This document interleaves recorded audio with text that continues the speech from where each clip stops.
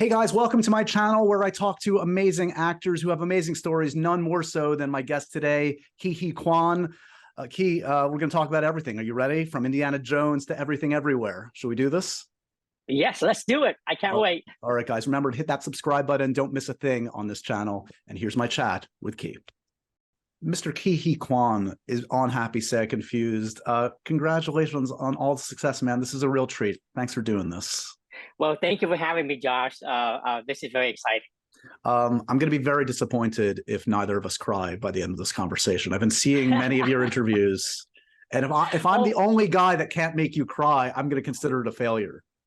You know what? The funny thing is, I grew up in a very traditional Chinese value family. So ever since I was little, my parents has always taught me to internalize my emotions. So whatever I was feeling, that's what growing up in a Chinese family is like. And in order for me to play Wayman in this movie, I spent a lot of time with myself, persuading myself to let those emotions out. Yeah. And I guess I swung that door wide open, and now I can't talk about what's been happening without crying. And every time I do interviews, my wife would always be like sitting off to the side, just kind of like hear me talk. So she's seen me done a lot of these where she says, "Honey, can you please stop crying? I think it is a bit too much." It's not. It's very endearing and it's sweet. And look, if you can't be emotional about the journey you've been on, I don't know what anyone could be emotional about, because it's a great story, and we need great stories like yours. By the way, I love the name of your podcast. Happy, Sad, Confused. I'm very familiar with those adjectives, but I think my order would be happy, confused, sad, and I would add one more at the very end, which is elated. And that's how I'm feeling right now. I want you to enjoy this moment, and it's well deserved for the performance, but also the journey you've been on. I want to encapsulate your story a little bit, and we'll go deep on a number of subjects. But like, I guess the Cliff Notes version of the Huy Quan story, for those that don't know, of course, I grew up with your amazing performances in two seminal works, especially, namely Indiana Jones and the Temple of Doom. I had the poster on my wall, the Goonies. And then you had this crazy journey through different experiences. Acting didn't kind of work out the way you thought it would. You went behind the scenes, and here you are back. And like, not only are you back, you are, and I'm not going to jinx you, but you are being talked about. You are earning a lot of acclaim and awards for this amazing return to acting in Everything, Everywhere, All at Once. I guess talk to me first of all. Look, if someone had told me a year ago I was going to be talking to you in this context, I would have said, that sounds amazing, but what are you smoking? Like, really? Like, if I talked to you a year ago after having made this movie, is this like the optimal? Is this like beyond the dream of what this was going to be for you? Or did you allow yourself to dream what this could be? Oh, no. You're absolutely right. When I decided to get back into acting, actually prior to that, this was a conversation that I had with my wife for almost a year. After I saw Crazy Rich Asians, and the idea of getting back into acting started percolating, and it was not an easy decision to make, because I was turning 50 years old, and I was afraid that that I would, spend the next 10 years of my life just regretting giving this profession that I love dearly another chance. I always loved acting, and never did I think I would one day revisit this, just because of of what it was like in my late teens and early 20s. So it was a conversation I had with my wife, and we kept going back and forth, and she kept asking me questions which I didn't have answers for. Right. For example, like, are you willing to go out and audition again and get rejected again and again? This is not, I'm not in my teens or early 20s where I can do this. So I thought about it for a long time, and finally, when the fear of regret I had, if I didn't give this another try, overwhelmed any fear I had stepping back into acting. That was when I decided to, I want to do this. And when I decided to do this, I remember calling an agent friend of mine and telling him I want to be an actor again. And I asked him, and I said, do you think I would possibly land, a series regular on a television show? Is this something just a steady work? And he looked at me and said, I don't know, Key. I really don't know. I don't have an answer for that because nobody knows. I mean, I've been away from the game for so long, more than 20 years, and I had no idea how the audience would react seeing me back up on the screen again. The last time they saw me, I was a little kid. Yeah. And now I'm a middle-aged man. And I mean, honestly, I just wanted a job. I just wanted to be able to do this again, where, something that I love dearly for many, many years.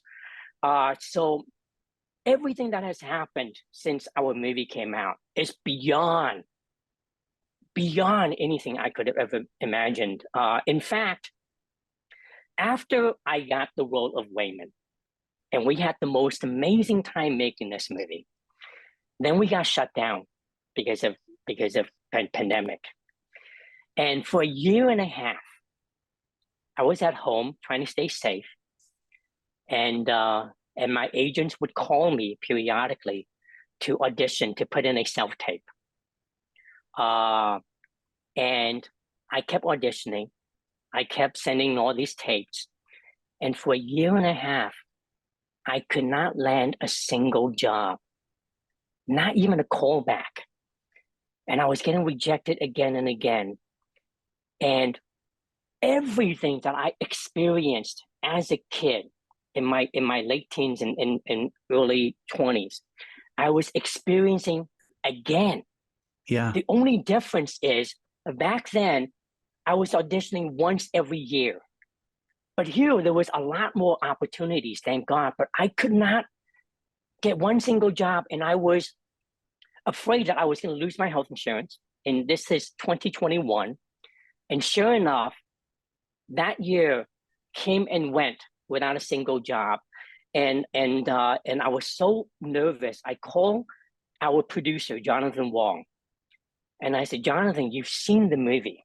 Can you please tell me one thing? And he says, what is it? I said, am I any good in it? And he said, Kia, why are you asking this question? And I said, because nobody wants to hire me. Yeah. I've been auditioning left and right and I could not get one single job, regardless whether it was a series regular, where it was just a guest starring role on a television show. And I was so scared. And he said, and I would never forget this, he says, Key, you just wait. And he uttered those three words again and again. You just wait. You just wait. And sure enough, when that movie came out in March, my entire life changed. And it must feel like a dream. It must feel like a dream because it is confirming all that self-doubt that you had probably, even if the experience was great, be like, oh, wait, it doesn't matter. I'm not good enough. It's not going to actually change anything for a year and a half. And then it's just, it was kind of, it was kind of like deja vu for me, honestly, because my first audition ever was for Indiana Jones and the Temple of Doom. Right. And I got that. And then, of course, I started at the very top, and there was nowhere to go but downhill from there. Right. But that was 38 years ago. And then 38 years later, I was given this incredible opportunity that I'm so grateful for. And afterwards, I was like, wow, is that it? I mean, did I just luck out with that? Like, and then, I'm not going to be able to get another job. That was the fear that was going through my mind during the pandemic. I was miserable. I couldn't go out and I couldn't land a single job. And I even made a joke with the Daniels and our producer. I said, nobody wants to hire me except Steven Spielberg, George Lucas, Wong Kar-wai, and the Daniels. And when our movie came out, the first phone call I got was from Kevin Feige, who graciously asked me if I wanted to join the MCU universe. I called Jonathan and the gang and I said, you know what? Nobody wants to hire me except Steven Add one name. Yeah. Ron Carlyle, the Daniels, and Kevin Feige. But oh my gosh, I mean, it's just been incredible. 2022 is the year that I will always remember, because it's one of the happiest years of my life. All right, so let's go back briefly. You mentioned Temple of Doom. It's a movie, we're in the same age group. So like for me, especially, I think anyone that was kind of in your age range watching you, part of the joy of watching you in Goonies and Temple of Doom was like, we projected onto you. We felt like we were living through these amazing adventures you were on. And I know you referenced it. You didn't have acting experience. It's a crazy kind of like story about how you were cast. And then you find yourself in Sri Lanka with Lucas and Spielberg and Harrison. Is there a scene or a day on that first shoot that jumps out at you that felt like I don't know, especially memorable, especially meaningful, especially fun when you think back to the Temple of Doom experience? The entire experience was amazing. I have nothing but fond memories of that shoot, and that is also one of the reasons why I love acting so much. Being on the set with Harrison Ford, Steven Spielberg, and George Lucas is incredible. I remember being in Sri Lanka, riding on elephants, with Harrison Ford. I remember Steven Spielberg being very kind, very gentle, very warm, giving me hugs every day, giving me compliments. I just remember the entire experience so well. And there was one day, we shot the majority of the movie in London at L Street Studios. And one day, two grown-ups came to visit us. And I didn't even know who they were at that time. And it was Carrie Fisher and Mark Hamill. And we were just spent an entire afternoon together. And it was not until after the movie when they showed me, when George Lucas screened Star Wars to me, that I realized that, oh my God, that one afternoon, I was having so much fun with Luke Skywalker, Han Solo, and Princess Leia. I mean, that was the entire, the memories that I had of that shoot was that. Yeah. And it was just so wonderful and amazing and joyful. And that's why I always love acting. It was because of that. And to this day, I love these three men, Harrison, Steven, and George. They gave me everything. They changed my life for the better. You had an amazing run-in recently with Harrison Ford that the internet, everyone fell in love with, seeing that photo when you ran into him at D23. Did you know he was going to be there? Were you nervous? Tell me what it's like to reunite after nearly 4 decades with Harrison Ford in this context. Yes, 38 years later. I didn't know he was going to be there for sure. I was told that he might be there. So the entire time I was in the green room, and I was just like wondering if he's going to be there. And everyone is assigned with a handler to help you, navigate through that event at D23. And that person that was helping me, told me, he says, "Hey, Harrison Ford is just right outside. Do you want to say hi?" And immediately, I can feel my palms sweating, my heart pounding. And I said, "Of course I want to," but at the same time, I was really nervous. So when I went out and when I saw him 15 feet away, all those wonderful memories of me being on set with him came flooding in. And when I hugged him, I think I got even a bit emotional because it felt so comfortable. That man is amazing. I learned the word generosity from this man. He was so kind, and he was so generous, and he was so giving.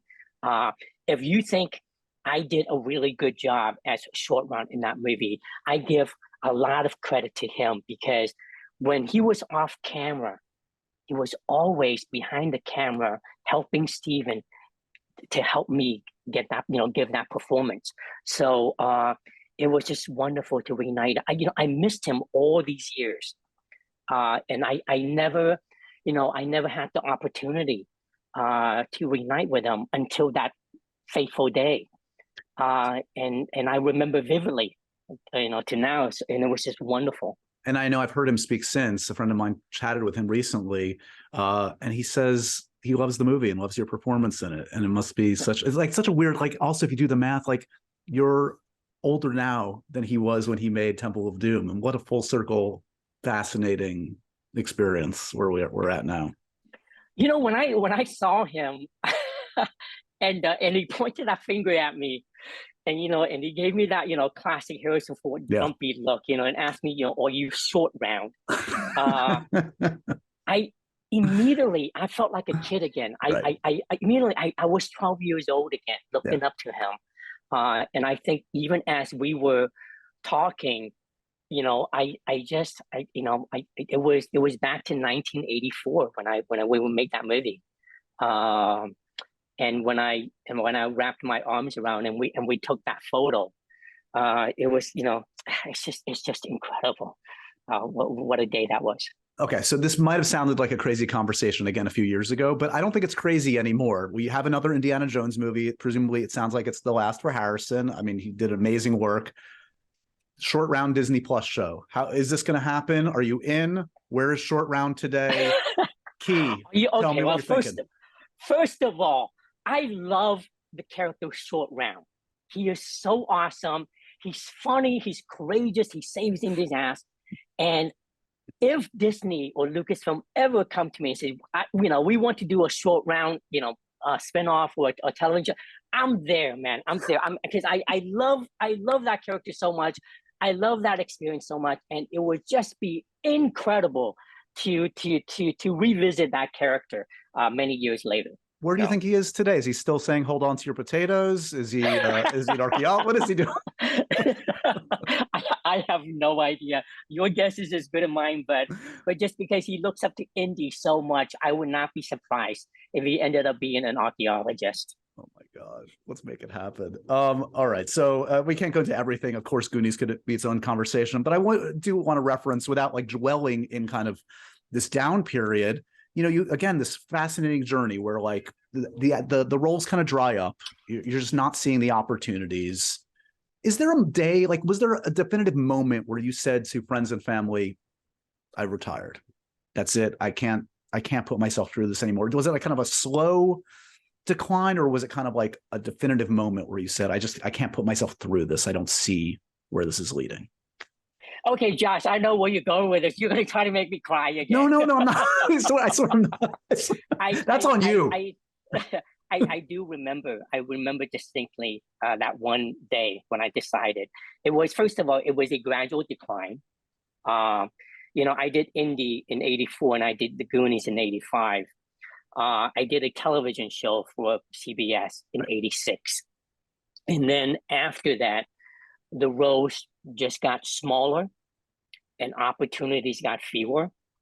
And I was waiting a year and a half between jobs. And if you look at my resume, some of those jobs were just like minor characters. So, I would wait a year and a half and I would work for a week.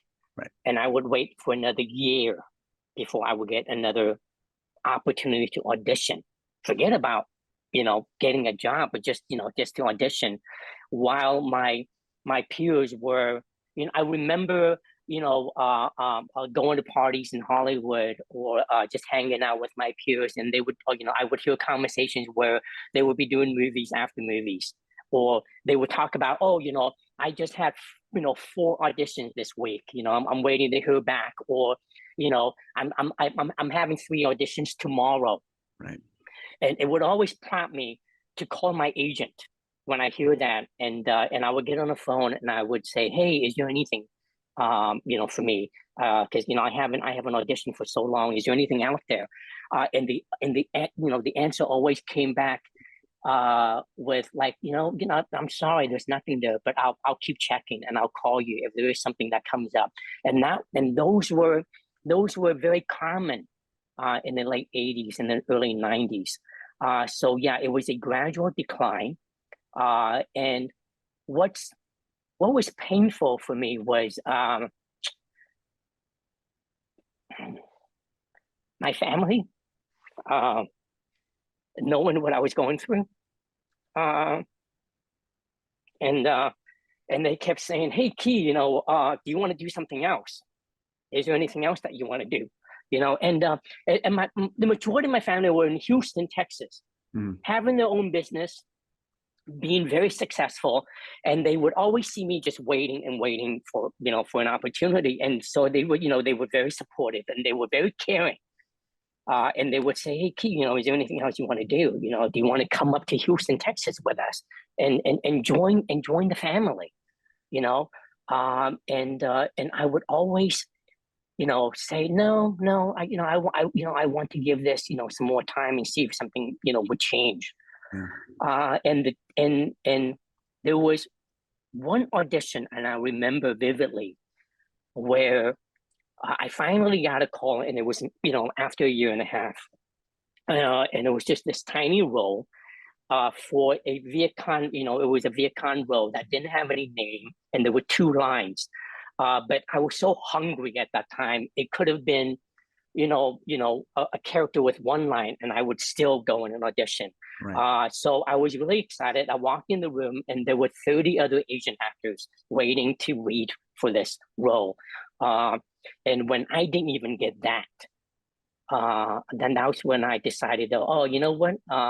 Maybe I need to step away because I was just wasting my time. I was 23 at that time. So I gave it another year before I decided, you know what, I'm going to enroll myself in film school. I love I love movies so much. I love this profession so much. So I just wanted to learn more about the other aspect of that goes into making the movie. So I went to film school. Right. Graduated, and I was content working behind the camera. What does your family make of this now? I mean, that must be wonderful. Like they wanted the best for you. They saw the passion within you, and they saw the dream kind of get extinguished for a while, and to see it come back, to see it through your wife's eyes, siblings, I don't know if your parents are around, etc., must be a whole nother level of joy for you. Yeah, this is one of the they've been very, like you said, they saw my passion, they saw my struggles. Yeah. And they're God, my gosh, they've been so supportive, and they've been so, they've always been there for me. And when I decided to get back to acting, I didn't tell them, because I didn't know what it was going to be like. This is your parents you're talking about specifically, or your my entire family? Yeah. I didn't tell my mom. I didn't tell any of my siblings or my nephews or nieces. Nobody. And after I got the role of Wayman and Everything Everywhere, I made the entire movie without them knowing. It was just my wife, my agent, and my lawyer, who is Jeff Cohen, who's Chunk in the Goonies movie. Those were the only 3 people that know that I was making Everything Everywhere all at once. And then because I was just so afraid, because I didn't know if I was going to be any good at it. I didn't know if I was going to get fired.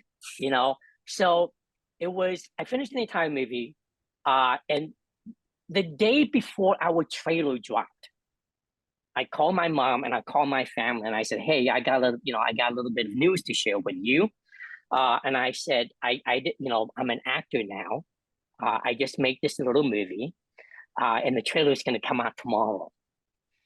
And they were very happy. And when the movie came out, they saw the movie, they called me, and the first thing they said was, "Key, wow, I didn't even know you're in this movie a lot."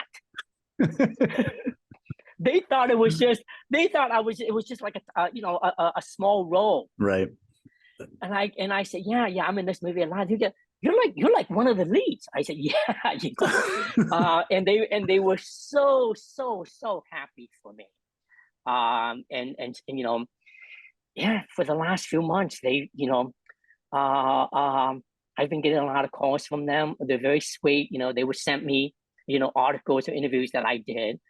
And they're just, So to be able to share all of this with them, Yeah. and having, seeing their reaction of how happy I am now is incredible feeling. So yeah. To talk specifically about this movie, which we haven't even really gotten into, but we should give some props for those that haven't seen it. It's a remarkable piece of work from the Daniels, and it features an amazing ensemble. It's justifiable that literally everyone in the cast, the main cast, is being talked about for awards, as they should be. It's a big swing of a movie. The thing I always say on this podcast is I like the big swings. I don't want a double. I want the home runs, and this one just goes for it, and it really works. And it's so special in so many different ways. And I know you've talked about this, but I'd love to hear your reflections on it a little bit, in that, like, this is a very multifaceted Asian American family, which we have not seen a lot of. We're seeing it more now in recent years, but not much. And it must have struck you from the last time you were working to the time when this script arrives, to see not only just like the big swings in terms of narrative and action and romance or whatever, but also just like the heart of a family that you can relate to, and I can relate to, that any human being can relate to. I don't know. Can you speak to that a little bit about like what the aspects of the script that resonated for you most, and why you think this has clicked for a wide audience? Well, when I read the script, I went through a range of emotions. My first reaction was, I was just elated that finally a script like this, somebody decided to write a script like this that featured an Asian American family, and it was a script that I waited to read for a long time. And then when they offered me the role, I could not believe it. It was just like beyond anything that I could have ever imagined. And yes, that's what's so beautiful about our movie is, I mean, honestly, it can feature any family of colors, or in anybody, because the theme is universal. It's just about love and empathy and acceptance and kindness, and that's why I'm so grateful to the Daniels. They could have written it for anybody, but they chose to write it for a particular Chinese family. Otherwise, I would not be here talking to you. And it's a lot has changed. And I feel so blessed and so happy that our movie resonated with the audience. People really came out and rooted for it and supported. I didn't think any of this would happen. It was just a little movie that we made in Simi Valley before the pandemic. I don't think anyone would have expected. I mean, like, I loved Swiss Army Man. It wasn't $100 million grossing movie. It was like for a particular audience, and we loved it. But like the fact that this one has made over $100 million, like, this is just so not what was supposed to happen. I mean, the best possible way. No. Even when we were making it, I was just hoping that we would make enough at the box office so that A24 would make all the money back and maybe a little profit, so that A24 or like other studios and production companies would greenlight more stories like this. Yeah, that was my only hope.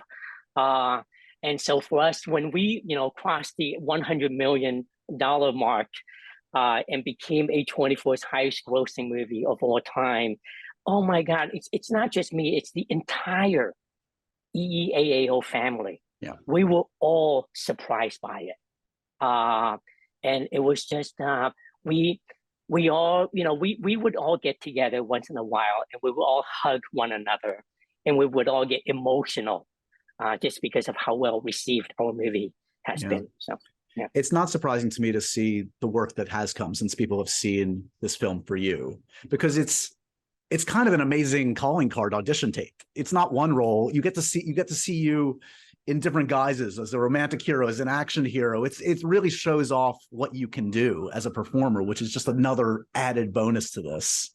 You mentioned the first call comes from Feige. Unbelievable. You've shot the second season of Loki, presumably. I assume you're done by now. Tom Hiddleston is one of my spirit animals. We go way back. I adore Tom. He is a huge movie buff. Did he contain his geekiness around you? How much did he pick your brain about Goonies and Temple of Doom? I got to think he asked you a bunch of questions. What questions did he ask? Well, first of all, I love Tom Hiddleston. One of the kindest, generous, one of the most talented actor I've ever had the pleasure to work with. I had an amazing time shooting Loki season 2 with him and with Owen Wilson and our entire cast. You know, it was incredible. There was one day we were filming, and there was a we oh, see, I have to think carefully now before I get in trouble with the You've Marvel shot it already. team. They can't fire you now. It's okay. Yeah. There was one particular day of shooting, and he found something on set, and he said he saw it and he said, "Oh my gosh, I cannot believe I'm working with Short Round from Indiana Jones and the Temple of Doom." And he was so cute and so kind. And I was so excited. And I said, "Oh my God, did anybody get that on tape? Please tell me somebody got that on tape." He was just, he was incredible. We laughed so hard. And we just, it was, I didn't want that shoot to end. Yeah. So hopefully we will go back for some more shootings, reshoots. I don't know when, but I can't wait to see all of them again. So is there potential for more beyond, not to get greedy, but beyond Loki? I mean, Marvel puts out a lot of great content. Has there been talk about potentially seeing your character again outside of Loki? I don't know. I really don't know. That is a question that you would have to ask Kevin Feige. All I can say is that I had the most amazing time. And it was, I'm so grateful for it. I've been a fan of a lot of Marvel movies, dating back from the first one, the Iron Man. Yeah. And when Loki season 1 came out, I thought it was one of the most creative television shows ever made, and I was instantly a big fan. So when I got that call from Kevin Feige to join season 2, oh my gosh, I was just, I was jumping up with joy. I bet another good phone call is working with the Russos directly, who produced, I believe Agbo produced Everything Everywhere. Have you shot with them for The Electric State? Yes. I was in Atlanta, Georgia, and working with them is incredible. Yes, they produced our movie, so to be on set and to be directed by them was incredible. They are amazing filmmakers. I love their work so much. I've enjoyed them for many years. So when they asked me to join Electric State, and and a chance to work with Chris Pratt, who I love dearly, it was incredible. I was up there for a month. They're still shooting. Yeah. Big movie, big sci-fi movie, as I understand it. Great ensemble. Yes. And I think the audience is going to get a real kick out of it. It's incredible. Visually, it's stunning. The script is amazing. And I'm just so happy to be a part of that. And again, all of this is I'm so grateful to Sarah Finn, our casting director, and I really think casting directors are the unsung heroes of our business. They are the gatekeepers. And I remember the day when I went into Sarah Finn's office to audition for her, and the Daniels for Everything Everywhere All at Once. And it was also her that suggested to Kevin Feige for me for Loki season 2. So I owe that woman a huge, a debt. And I'm really grateful to her. Have you had a chance to talk to John Chu? I know Crazy Rich Asians was an important kind of shift in your brain to see that kind of representation on screen, which is so ironic, by the way, as I'm sure you realize, because your representation on screen back in the day meant so much to a generation of Asian American actors. And then for you to see it, 30 years later and see that and say, oh, wait, I see what's possible. I'm curious, have you made that connection with John, who's just such an exceptional filmmaker as well? He is, and I mean, it's absolutely true. It was when I saw Crazy Rich Asians. That was a movie that maybe decided to get back in acting. Yes, I didn't meet him at an event, and it was really special to me. I went up to him right away and I gave him a big hug, and I thanked him profusely And I did, and I also said, please hire me one day. I would love to be in your movies. Can you sing? He's doing Wicked now. How's your singing voice? He's doing Wicked. Well, okay. You don't want to hear me sing or dance. I do a lot of other things. I'm quite good at martial arts, but singing and dance is not something that's my forte. But it must be amazing. Like, yeah, I saw you at Governor's Awards, like seeing you with Jordan Peele, Jude Law. It's just like, it must feel like a dream. You're seeing these like amazing people that you can now call peers, and like, it's and to hear them come to you now as a peer, it's yeah, I can only imagine. When I go to these events, and because, I over the years, I would watch these events on television and always fantasize about being there and meeting these people. And as the years went by, that dream started to fade further and further away from me. And I did not think that one day in my, in my 50s, did I think that I would, have to have this opportunity to meet these people. That's why, when I go to these events, I'm kind of like a kid at a candy store. Yeah. I go up to all these people that I love, that I admire, and I go, oh my gosh, I love you. Can I get a picture with you? So you see me running around all the time and just shaking hands with the people that inspired me and gave me, joy at a movie theater. Shamelessly, I go up to all of them. I'm sure plenty are going up to you in the same way. It's okay. It's all good. In the spirit of the name of the show, Happy, Sad, Confused, Key, and I could probably anticipate some of these answers, but I'm going to ask you nonetheless, what's making you happy now? And you can interpret that however you will, whether it's personally, professionally, something out in the world. What makes you happy? Seeing how happy my family is, for me, makes me really happy. Yeah. Especially my wife, whom I love dearly, who stood by me all these years. Never once gave up on me, never once stopped believing in me.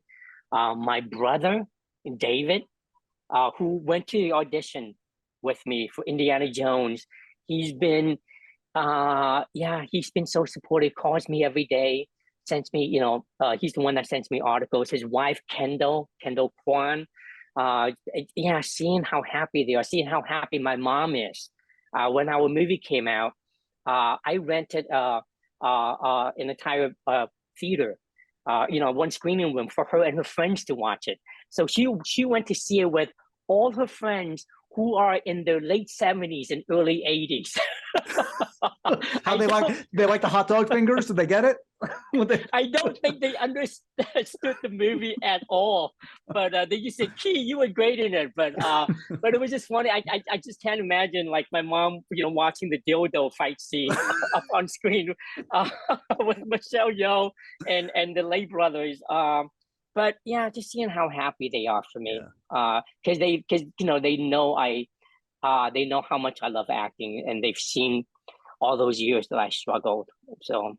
Well, you reference it. That's what people never, I think, often don't think about when they see the actor is the family behind them, the casting director, Sarah Finn. You see the agent, the manager that advocated, the people that got them in that position to succeed. So yeah, I get it. I don't know if you have much to be sad about. What makes you sad right now? I know nothing. I'm not sad. I'm so happy, Josh. You have no idea, because I didn't think any of this would be possible. Like you said earlier, had somebody told me that a couple of years ago, it's Key, you're gonna do this little movie and it's gonna come out and people are gonna embrace your return. People are gonna love you. And I would say, get the F out of here. Impossible. That dream is so distant. It's never going to happen. So I'm every day, I wake up feeling very grateful, and I go to sleep every night thanking God and Buddha and everything that's happened so far. You've heard me said it many times ever since the movie came out. I'm so grateful, and that is the truth. Yeah. Every single day, and even now, like when I walk on the set on the Loki, set, or when I walk on, the Electric State set, I know how difficult it has been for me to be here, to be on that set. I wanted that for so long, so I don't take anything for granted, and yeah, I treasure every moment that's happened since. What's confusing to you in the world right now? Is there anything that's that's hard to grasp? Well, I'm kind of in a perpetual daze because I didn't think any of this would happen. Fair enough. So I don't know how it happened. Yeah, It's a good like confusion. You said, Josh, it's the best version. Really, yeah, and really, Josh, you should really consider adding the adjective elated at the end. In your case, it makes sense. Not everyone is as happy or justifiably as happy as you are. Look, man, I just want to say, like, I've talked to so many performers over the years that are defined by a certain period in their life, right? Defined by a role. And it's always a hurdle. And it's a beautiful kind of hurdle in a way. Like, look, to have those early films is great. But to kind of like rewrite the official bio at this new stage in your life, that is hard to do. And I hope you've intellectualized this and know, but like your bio has been rewritten already. You are no longer just Key, who did Goonies and Temple of Doom. You are now, Key. Josh, I kid you not. Okay, so for so long, everywhere I go, people would say, "Oh my gosh, you're the kid from from Indiana Jones. You're Short Round, or you're the kid from the Goonies." And I was always happy. I've always been grateful for those two movies, because I wouldn't be who I am without those two movies. But when you're 50 years old and people are still remembering you only as that kid, you always you kind of hope that one day you would do something that people would remember you by as an adult. And this movie has given me that. Now when I go out, for example, like yesterday when I went out to eat with our producer Jonathan, and people came out and says, "Oh my God, you're Wayman from Everything Everywhere." Huge. And huge. that is so amazing. And then you're also from Indiana Jones and the Goonies, and it's just what the Daniels have given me is I can never repay them. I'm so grateful to them. Well, we're in award season. Hold on to your potatoes, Key, because it's going to be a wild ride next few months. I'm rooting for you, man. Many are. Truly, it's a great story. And look, you seem like just a great guy and obviously an amazing talent. And I'm really happy for you. And again, if folks haven't seen this movie yet, check it out. It is a wild, amazing swing that totally works. And Key delivers an amazing performance. And it's really inspiring to hear your story, man. Thank you for the time today. Josh, so lovely talking to you. Thank you for having me.